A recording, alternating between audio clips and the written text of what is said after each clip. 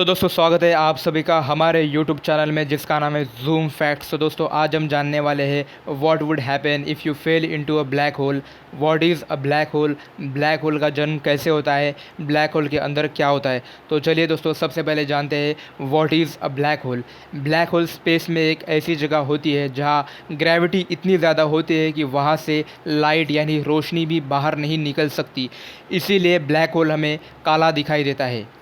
Black hole का जन्म कैसे होता है? जब कोई बहुत बड़ा स्टार यानी तारा अपनी लाइफ के अंत में पहुंच जाता है और उसके अंदर का फ्यूल ख़त्म हो जाता है, तब फ्यूल ख़त्म होने के कारण उस स्टार के अंदर की न्यूक्लियर रिएक्शन रुक जाती है। ग्रेविटी स्टार को अंदर की तरफ दबाने लगती है, स्टार बहुत तेज़ी से सिकुड़ने लगता है।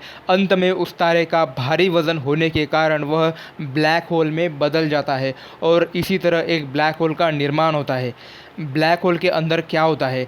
साइंटिस्ट के मुताबिक ब्लैक होल के बीच में एक पॉइंट होता है जिसे सिंगुलैरिटी कहते हैं। यहाँ मैटर बहुत ज़्यादा कंप्रेस्ड होता है, लेकिन असल में वहाँ क्या होता है इसकी पूरी जानकारी अभी तक किसी के पास नहीं है। अगर आप ब्लैक होल में गिर गए तो क्या होगा? सोचिए, फ्यूचर में इंसान ने लाइट की स्पीड से चलने वाले स्पेसशिप का आविष्कार कर लिया और आप ऐसी एक स्पेसशिप में बैठकर ब्लैक होल देखने के लिए चले जाते हो आपके दोस्त के साथ। आप अपना स्पेसशिप ब्लैक होल से सेफ डिस्टेंस पर रोक देते हो, पर आपका दोस्त क्यूरियोसिटी के कारण ब्लैक होल की तरफ उसे देखने के लिए चला जाता है। तो सबसे पहले क्या होगा? जैसे जैसे आपका दोस्त ब्लैक होल के पास जाएगा वैसे उसको ग्रेविटी बहुत ज़्यादा महसूस होने लगेगी, आपका दोस्त उसकी तरफ खींचता चला जाएगा। दूसरा है स्पैगेटिफिकेशन इफेक्ट। ब्लैक होल के पास ग्रेविटी का फ़र्क बहुत ज़्यादा होता है। आपके पैरों पर लगने वाले ग्रेविटी आपके सर पर लगने वाले ग्रेविटी से ज़्यादा होगी। तो मान लो आपका दोस्त पैरों के बल ब्लैक होल में खींचता चला जा रहा है, तो उसके पैरों पर लगने वाला ग्रेविटी फोर्स ये उसके सर पर लगने वाले ग्रेविटी फोर्स से ज़्यादा होगा। तो वो मानो एक धागे की तरह खींचता चला जाएगा और इसमें इंस्टेंट डेथ निश्चित है। तीसरा है इवेंट होराइज़न। ब्लैक होल के आसपास एक सीमा होती है जिसे इवेंट होराइज़न कहते हैं।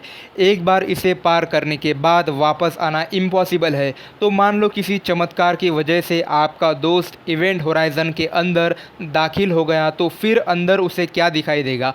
पर जब तक ये सिनेरियो हो रहा है आप स्पेसशिप में ही बैठे हो और अपने दोस्त को ब्लैक होल के पास रुका हुआ देख रहे हो। ब्लैक होल के जितने करीब जाओगे ग्रेविटेशनल फोर्स उतना ही बढ़ता जाएगा।